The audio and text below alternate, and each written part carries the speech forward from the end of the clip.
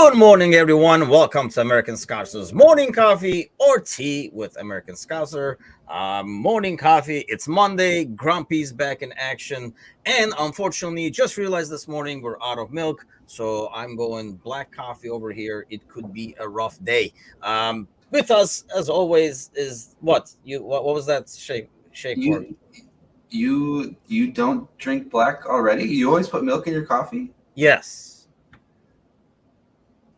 Yeah, cream and sugar. I mean, not cream. I usually just put milk, like, froth milk or whatever. But yeah, I open the refrigerator. There's nothing. Good morning, says Alan. Good morning. And then I was like, God dang it.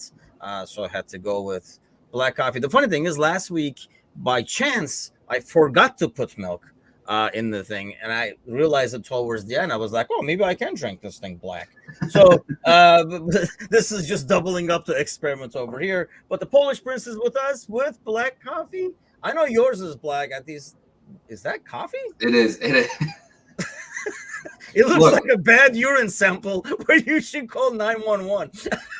You should know better than anyone that we're gonna hit 65 degrees today. It's iced coffee time, man. Like it's that time in Illinois.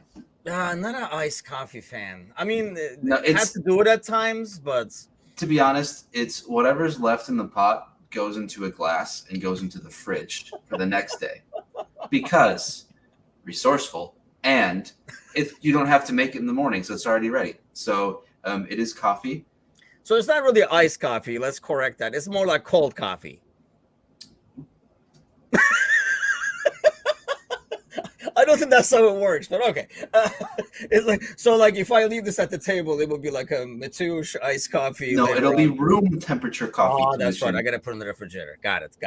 Unless your room is 32 degrees. Well, you never know. Okay. A couple of quick things to get to. The fundraiser is still going on. For the Facebook fundraiser, we are up to 25% of our goal so far. A weekend, not too shabby. So continue that, please. Like and share and all that kind of good stuff. With our silent auction, we're not at 25%. I think only like 15 to 20% of items have bid so far. So go ahead on over there and take a look at the items. There's a bunch of good stuff. I know there's still some of our like 7-0 shirts still a bit 7 million at the same time there. 7-0 shirts available still. So go ahead and like bid on those and let's get that thing really sped up. And biggest thing is like sharing. I think I've seen some bids from people who are not LFC fans. Actually, I should say donations in the fundraiser from like Jasmine School and stuff like that. So sharing goes a long way. So please hit the share button. I know not everybody can contribute, but definitely share goes a long way. Alex says, I bet Matouche reheats his McDonald's French fries. I do not, because you won't see me eating McDonald's. So, unfortunately. Really? Not even their fries? No. I was gonna say there's never leftover McDonald's French fries, sadly, so that's never an to reheat. Yeah, isn't the point when you go and eat McDonald's is to just eat all of it at once anyway? So there shouldn't be anything left over for you to reheat. So if you are reheating things, you didn't eat it properly, right? Maybe Alex is ordering like 2 meals, one for there, one to go. Yeah, the fries, I don't even know if you can reheat that and get the same thing. But yeah, I hate to say it as a guy who needs to lose weight. When you have McDonald's fries, there's really rarely any leftovers to heat. It's all gone. Hefty Dingus Day. Happy Schmingus Dingus Day. Is it Schmingus Dingus Day? Okay. Good morning, Ryan. Yeah. How's it going? It's this has been a crazy Monday. It has been. It's been fun. It's a I don't think it's specifically Polish. It might be just more Slavic tradition of. What is it? Do you know what it is? Yes, I know what it is. It's the first Monday after Easter, where traditionally the boys around town would go around and spray water on the girls. And it sounds Polish. Sounds weird. Yeah, right. It's kind of evolved to just like I would come home from school, my mom would spray me with a water bottle, or she would dump a glass of water on my face in the morning. Just stuff like that. It's It's meant to be fun. Wait. Forget the Arsenal game. We have to freaking talk about this. Ryan says it's one of my. I mean, yeah. If you get like getting showered or wet first thing in the morning. So what is like the origin behind? I've never heard of this. I've heard the name before, like Dingus Day. But yeah, exactly. Even Ryan is like, wait, what? So, so you. What is the story behind this? Mom, you lied to me. She just wants to hit me with water guns. She was just messing with you, dude, and you were like, "This is like a Polish thing, right, Mom?" Like, yes, son, it's a Polish thing. Now go change. You're wet. She never told me. Yeah. Okay. So what is Dingus Day? I thought you were going to explain it to us. You just kind of. But that's what I. It does say Central Europe, so we went with that. Yeah, there is some pictures of people getting wet. Okay, well, so at least your mom was not messing with you. We got that cleared, so that's a good thing. Okay, well, Wikipedia says traditionally boys throw water over girls on Easter Monday. In some regions, they strike them with pussy willow branches. Yeah, this isn't going down the right direction here. Oh, holy shit. Okay. Wow, this is good stuff. I mean, this is all day I can get behind, looks like. So I might have to. Yeah, how come this shit didn't make it a bit more southeast to Turkey, man? I mean, you guys kept it to yourselves. I see, like, yeah, there's like boys throwing buckets of water. So it's almost like a Polish wet t-shirts contest thing going over here. See it, like, dude. Like normally, everybody's half awake in the morning. Everybody woke up with the thought of boys throwing water at girls first thing in the morning. See, Cutter says, "I heard of that." Oh wow, this is great. Okay, well, I'm gonna circle my calendar for 2024. I guess it's not too late, so I can go. Jeff Cutler's on my side. That's all that. I'm fine. Maybe I was lied to a little bit, but not always. No, you were not lied to. But now, like, I'm about to go out after this and take the car in. I'm just gonna take like a bottle of water with me. So if there's a chick in the waiting room and the car replaced, I'm just gonna be like, "Happy Dingus Day," like, and then get the cops called on my ass first thing on Monday morning. Okay. Yeah, I said. Oh, I didn't know Ryan was in South Bend. I bet. Sadly, I bet you're a Notre Dame fan too, which is not a. Okay, well, at that point, it's just people in the States who make every holiday an excuse to bar hop.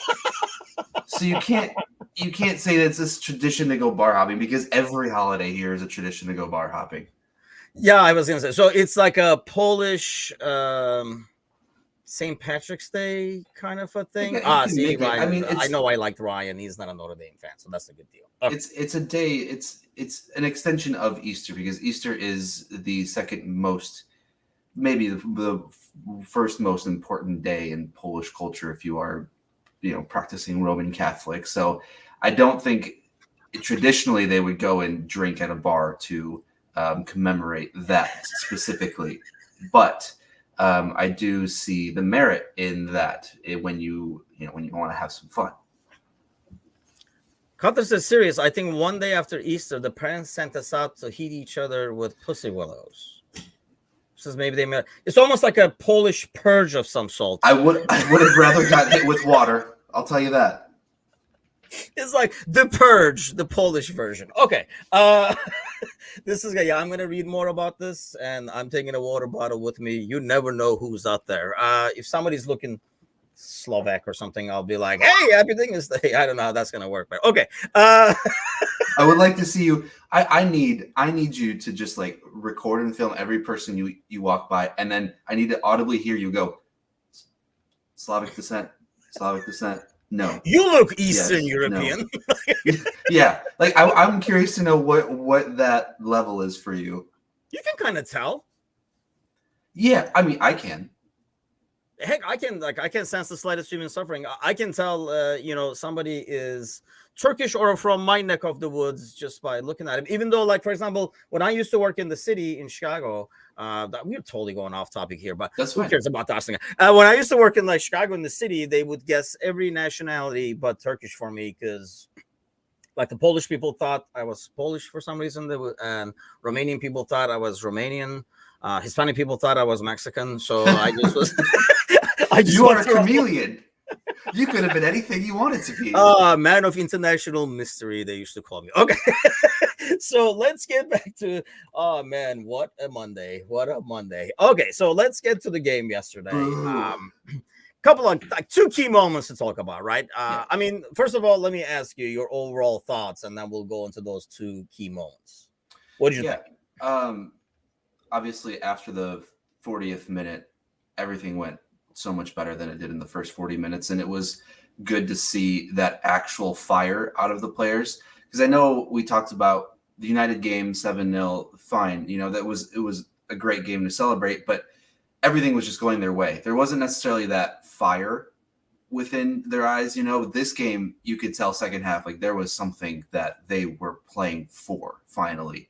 And so overall, I think had they played like that from the beginning, different story, obviously, but it's so frustrating to see this team having to handicap themselves time and time again to have some sort of response.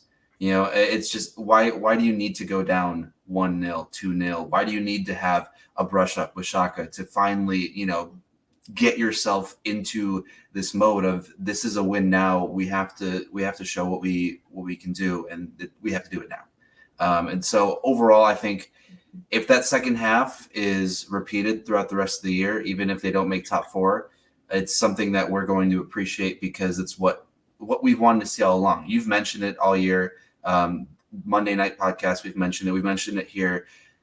It's not about losing as much as it is about how you're losing. If you at least show that you want to be there, that you have the fire and the passion to play till the final whistle every time, to celebrate the big tackles, to make the big tackle in the first place. You know, those are the key things that we look for, and it's just nice to see some of that back. It felt like the old mentality monsters in that second half that we kind of were used to seeing.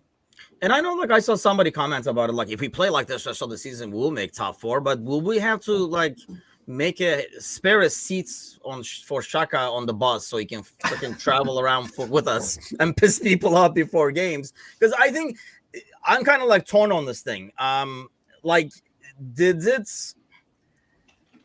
mean, it was a key moment, and we'll go back to this, and I really feel like if they lose the title, I don't know. I mean, if I'm an Arsenal fan, I'm going back to this moment right here and saying, you freaking cost us the title right there.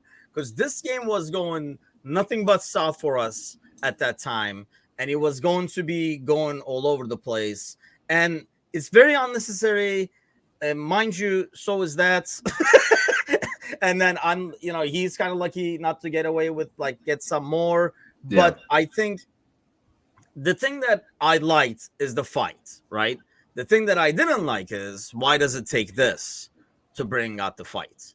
But it was kind of like a weird day. I don't think I've ever seen so many occasions throughout the game players trying to get the fans into the game. That was like very on Anfield like. It felt like an NBA game at times where they dunk and they're like, "Oh, let's hear it," and I mean, I saw like Trent do it, I saw Thiago do it, Nunez do it, and even when they did do it and tried to get the crowd going, it would be like 10 seconds and then it would just die down again. It almost felt like the whole stadium was waiting for something to go wrong. And then I guess you look at that first goal and then you're like, yeah, I mean, here you go. This is the season. Bounce off of this guy in front of the other guy, toe poke it, trinkle it. I mean, it was just like, there you go. A goal that summarizes the season.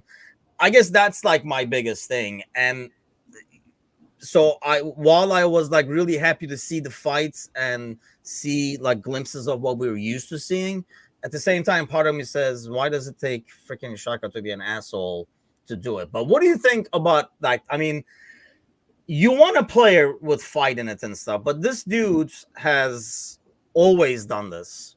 Mm-hmm. And I was actually shocked that he made it out of the game without a red card, to be honest with you, especially like getting it this early. But I mean, what do you think of that moment overall? Did this dude cost Arsenal the title yesterday?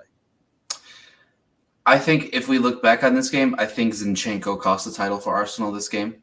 I think when the way that he didn't close Trent down before that assist to Bobby, I think that's going to be the moment that you look back to rather than this moment specifically. But I feel like you can make that argument quite easily because this is the moment where everything turned around.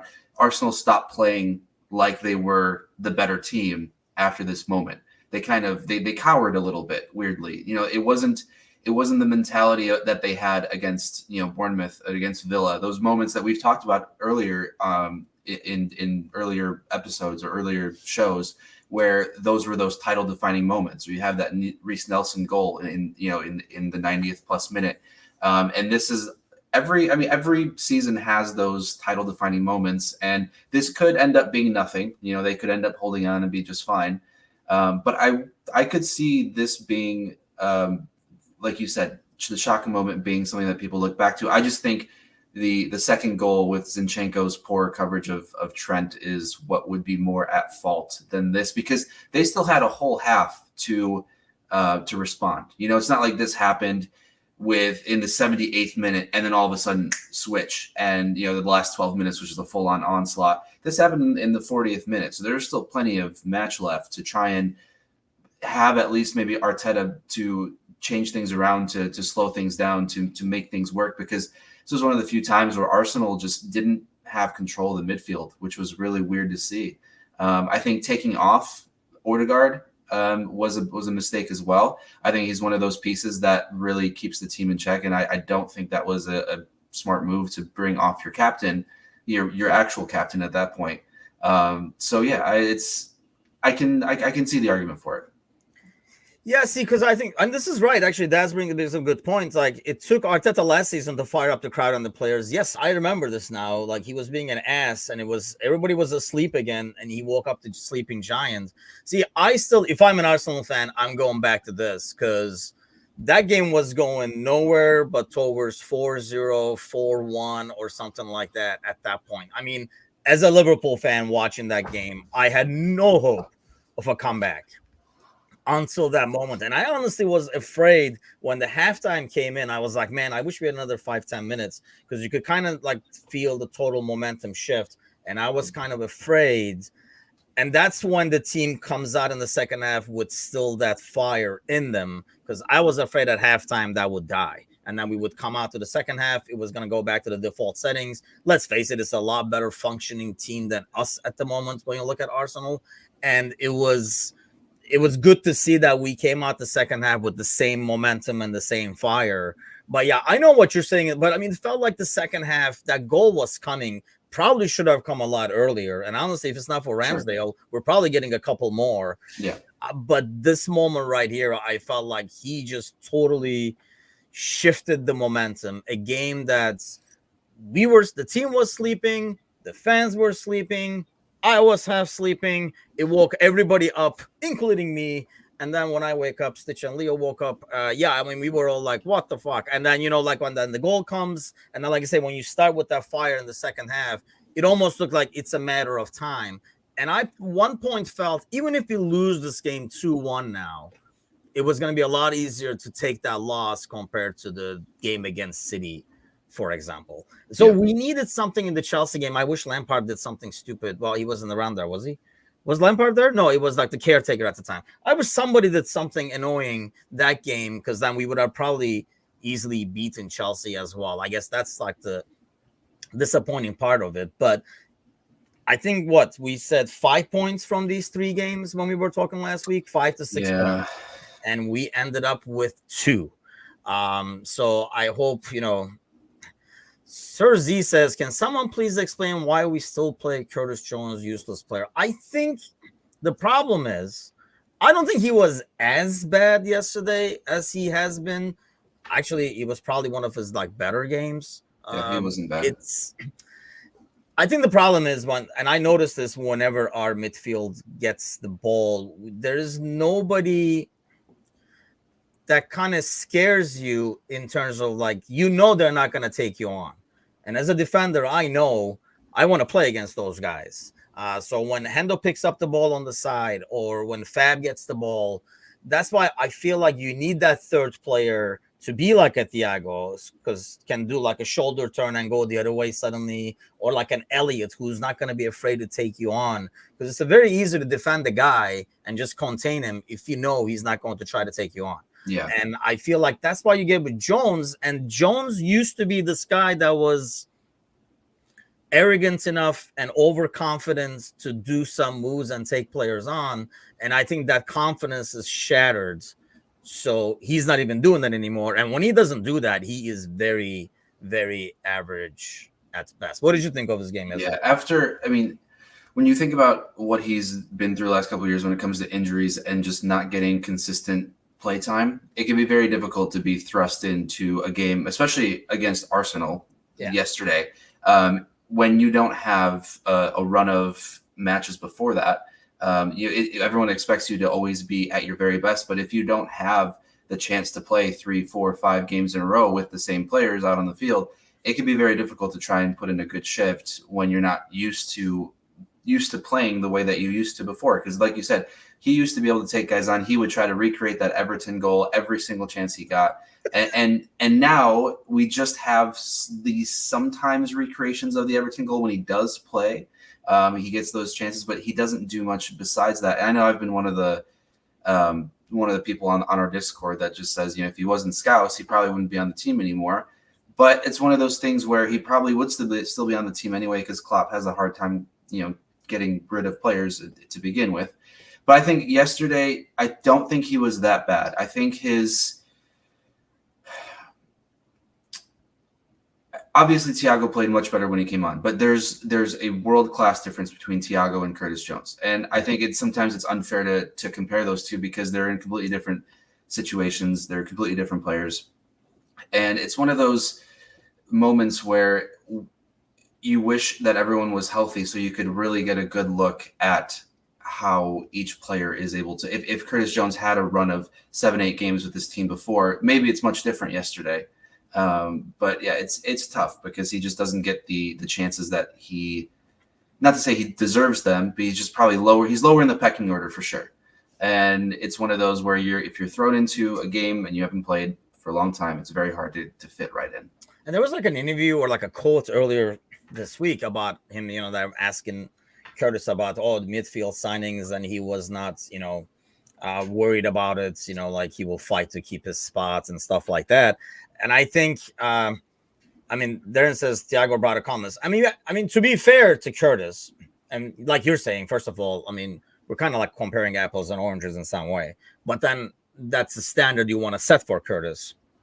But at the same time, here's another thing. Thiago is coming onto a field where everybody has already played 60, 65 minutes. And that is totally different, especially in midfield. That is totally different. And that was a kind of like a Thiago kind of game as well, where we had the ball. So it was more about distribution, moving the ball fast and stuff like that. And like finding those like little creases and like setting up those triangles and stuff. So it was kind of like a Thiago kind of game. But yeah, that's the frustrating part about Thiago. Sometimes you see that, but at the same time, Thiago did do a couple of those lunges where he doesn't get the ball and leaves a lot of space behind. Because he does the lunge, he's down now and he's out of the play. It's one thing to kind of miss a tackle. You can kind of like turn your hips and start trotting back. But he does that lunge, and once he can't get it, he's done. So by the time he gets up and comes back, like we're outnumbered already. And the way, we'll probably talk. I'm sure the boys will talk about it tonight. I will not be at the live show tonight. I'll be at Layla's game. But I'm sure they'll talk about like Van Dijk and stuff like that too, because that still looks scary. The second goal does not happen with a normal Van Dijk, not even like the old great Van Dijk. With a normal Van Dijk, that second goal does not happen. But go ahead. I was just saying, because we can't forget with Thiago, there have been moments during the season where he's been the best player on the pitch, but there have been many moments where he also loses the ball in incredibly dangerous areas, or goes for those tackles and takes himself completely out of the play. Like you mentioned the lunging tackles. I mentioned there are many moments when we're within our own half, near our own box, that Thiago will try and make something happen that he doesn't necessarily need to make happen, and then it costs us the ball, and it costs. I think there was I'm trying to remember a specific moment that can't come up right now, but he is really incredible for spurts. You know, the moment when we had him come out 7-8 games in a row, we were just thinking, okay, when will this end?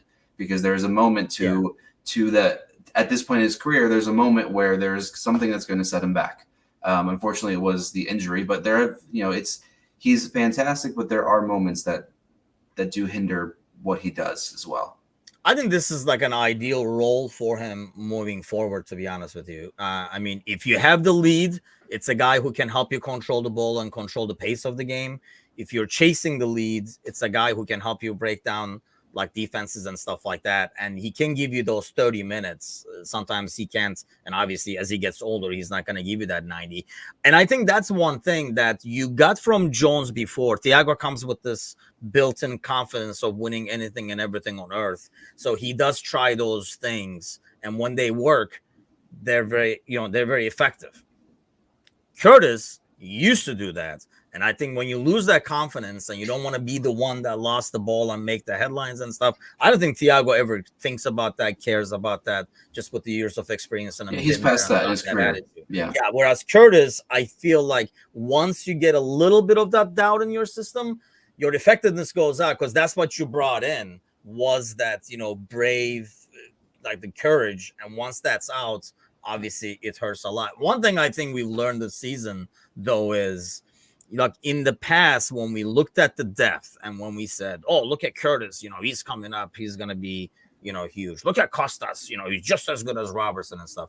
I think we're realizing that some of these players looked just as good when everybody around them was functioning at their peak performance. And it was just, you took one gear out, you put the other one in, and it kind of worked. But when the other gears are not all there, it just goes clunk, clunk, clunk, clunk. And when we saw that with Costas last week too. So I think that's like one thing that we're learning is maybe our depth was not as good. They could have thrown me or you out there and we would have kind of like made it go by, because the other 10 were like so much in peak form. Yeah, we can freaking try, go out there with a water bottle. Everything is there, Okay, so the second biggest moment of the thing, and I'm sure this is going to be talked about a lot, is not this one, because we already talked about this one, but this one right here. Yes. So I actually totally missed this part. I don't know if this was on TV like during the incidents itself. I mean, that is an elbow. Yeah. There's no like debating that. Initially, I was like, so if you've noticed, I mean, we watch these guys way too much, right? And this is something that Robertson does when he talks to somebody.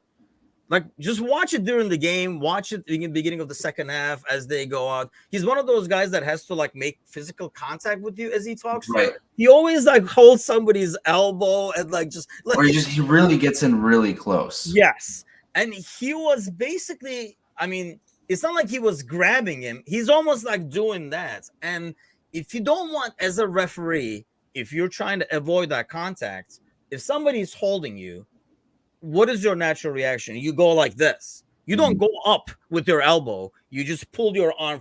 You pull your arm. You don't freaking like push your arm to the guy's face. What do you think is going to, I mean, it's already like, he's suspended until, we watch his elbow and stuff like that. This sets a really bad precedent. I mean, this is very clear. There's so much video footage on this. What do you think is going to come out of this? Because there's a lot of talk about, oh, nothing will happen. I just feel like there's no way they can make this just go away. Yeah, I know most updated news is that he is suspended until the investigation is done with. I think he's not going to have a job anymore. I don't. You think so? You think they'll just like I think it's going to go past suspension, and I'm not saying that because this was Andy Robertson. I would say even if it was Bruno Fernandes, I would still be sitting here. I know difficult as it is for me to say that sitting right here right now. Even if it was Bruno Fernandes, I would also still be saying that ref will no longer have a job. Maybe it'll take a couple days to get there, but I don't see him returning. And I think because when you think about the rest of the season, there's 8 weeks left, right? So Mitrovic got the 8-match suspension for what he did. This is I don't know if it's better or worse. It's probably worse because it's coming from a ref. because as a referee, you're meant to be there to try and keep the players safe and to enforce the rules of the game. And this is not doing either one of those things. And so I think with that, because there's only 8 games left, he's not going to work the rest of the year. And then maybe they take a little bit of the summertime to really sit down and see what the next steps could be. But I don't think he will have a job in the Premier League anymore. Or the FA, I should say. I don't know. Is this worse than the Mitrovic thing? I think so, because it's the other way around. I guess I never thought about it until you brought it up. I mean, I think it is basically mainly for the reason that you said. This is the guy this is the authority. The other guy is out of control player in the heat of the moment, blah, blah, blah.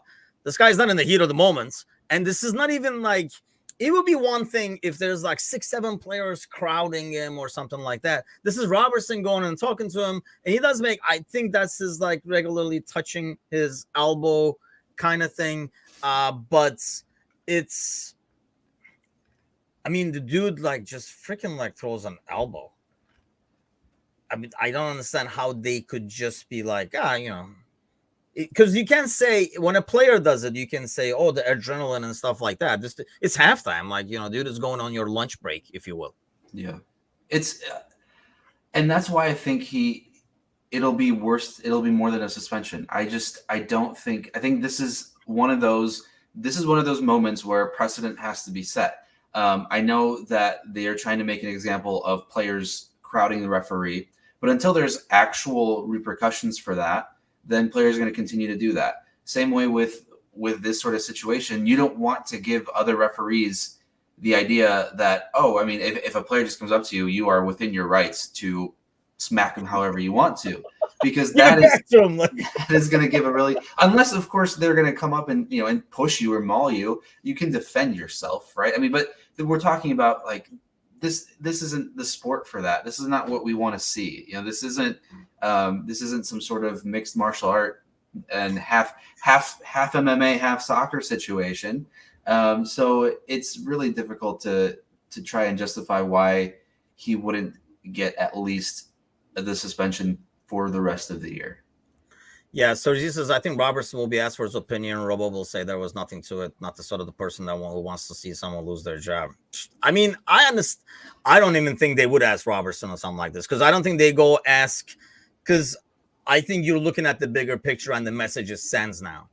So you don't want to make it if it turns out like what Robertson thinks. If Robertson is like, yeah, my chin is still sore this morning, then he gets fired. And otherwise, I iced it, it's okay, then he's not fired. I don't think it should be the discussion. I think this is a guy. Do you want to put this guy in the same authority situation again? Is the thing that comes to mind. And will this guy, so you put him in game, are you not going to put him in Robertson's games or Liverpool's games? Do you really want somebody like this who has a cloud above him in your referee? You already have enough problems with refereeing. So do you want to, like, I guess I'm looking at the pros and cons, and as an organization, I would think, and most organizations would be like, take the safer route and say, you know what? Yeah, let's get him out of there. And or maybe like, go. Why don't you go down to championship, earn your stripes back, or something like that? Yeah, because the tough thing is we've never seen something like this before, so it's hard to kind of get a feel for which direction they could go with this. They could go all sorts of ways because we haven't seen this before, and it's just it's unfortunate, and it kind of it's annoying because who knows what else came of that or what else comes of that if he does work again in certain situations. Like, does he have this sort of thing in him where he has this vendetta against certain players because they'll come up and talk to him and then things don't get reffed in an unbiased way, blah, blah, blah, this and that. So you'd hope that in any situation, in any position, the referee is always going to be as unbiased as possible. But there's, it happens. Like, I'm not going to, obviously, there's a big difference between professional and recreational, but even in recreational leagues, when you play and you're the sort of team that talks all the time and you're getting in the ref's face, there's a chance the ref will not want to give you calls because you're just an annoying prick. Like, so I know it when I see it in recreational leagues. Yeah, it's like, it makes sense. But of course you wouldn't want to see that in the professional leagues because you want to make sure that it's being ref fairly. But I can also see a moment where they're like, yeah, I mean, this guy kind of called me a bad word and he said something and he kind of touched me. I don't know if it, it's maybe a little out there, but you want to make sure it's unbiased as possible. See, Joe brings up this point, and I think here's where this point could be valid, because he says nobody mentioning Bruno Fernandes pushing Liza a few weeks ago. They kind of made that more like, oh, he wasn't like pushing, he was just, excuse me, like push him out of the way kind of a deal, as opposed to Mitrovic's situation. And he's a United fan. He's a United player. That's a different story. But that's what I'm afraid. Are they going to try to make it? I mean, you look at that video and it's very hard to make it incidental. Like he was just, because like I say, there's pulling your arm away from somebody. We're always, I don't want to say like we've always been grabbed, but you know what I mean? Like if somebody's like grabbing you by the arm, you're like, man, get off me. And then you will pull your arm forward. Yeah. You never go like, man, get off me. It's like this. I mean, if you're doing that, you're meaning it. That's not incidental. This is not like tapping your knee and your knee goes up as a reflex. That's not your normal reflex. Your normal reflex would be to pull your arm forward and saying, don't touch me. And most refs, when they get touched, they literally stop. Because, and it's almost like, if you go kind of like cross the line with your parents when you're saying something or complaining, they stop. There's silence. They're like, oh, shit, I went a bit too far with that one kind of thing. I feel like, most refs will do that. They'll stop and you'll be like, oh, I'm sorry. I didn't mean to say that or touch that or whatever. And then you start talking. You never see somebody like reacting like that and throw an elbow back. And unless he thought it was just some random fan that ran on the field to come and grab him. But that's then you wouldn't have a ref elbow a fan that came onto. I don't know, man. I don't know what's going through his head. If it was today, you could see him just pop out a water bottle. It'd be like everything is there, and then just like squirt somebody. Oh man, I'm gonna have a lot of fun with this holiday. I can already tell. I got all day. Like I got another 14 hours to go to make the most of. Is it Dingus? Is that how it's pronounced? Well. Dingus. Is it Dingus? Yeah. Nice. The Polish in there, man. I like it. Okay. So the boys will be back tonight. I will try my best to make a cameo appearance like I did last week, but it really depends on how Layla's game. Layla's games never start on time, so that's the issue there. But I will be at Layla's game, but Bickler. It's America then. Pretty much, yeah. There's always like one fat ref who's not there on time. So, or like, I don't know. Sometimes it's not very realistic. Some of these schools come from middle of nowhere. Dingus, Ryan. But those boys will be on. I'm sure they'll talk a lot about this. They'll talk about the game, some of the performances. They'll break it down a lot more than we did over here. It'll be interesting to see what their takes are on these two situations here, especially, as well as I'm sure they'll talk about some of the performance we saw from Konate, Van Dijk, and stuff like that. We didn't really get to those, but there was like a lot of talking points from that game yesterday. And more importantly, what are we going to see moving forward? Are we going to see this team that was semi-pissed off? I really don't think so. I really think we just go back to our default settings, and it's going to be one good game, one bad game, one good game, moving like till the end of the season. But hopefully, I'll be wrong. What I would like to be right about is everybody contributing to the silent auction or the fundraiser. Please head on over there, place a bid if you can, even if it's $1, make a donation if you can. If you can't do either one of those, I know you can easily just click the share button on your timeline or another Liverpool group or in any group, really. I mean, it's a cause that the silent auction, yes, is more probably for fans of Liverpool, but the fundraiser is for anybody who's kind of like willing to donate to a good cause. So please do all you can there. Happy Dingus Day to you, my friends. So I'm gonna grab a couple of water bottles and hit the streets, and the boys will be back live tonight as always, as every Monday. Have a great week, everybody.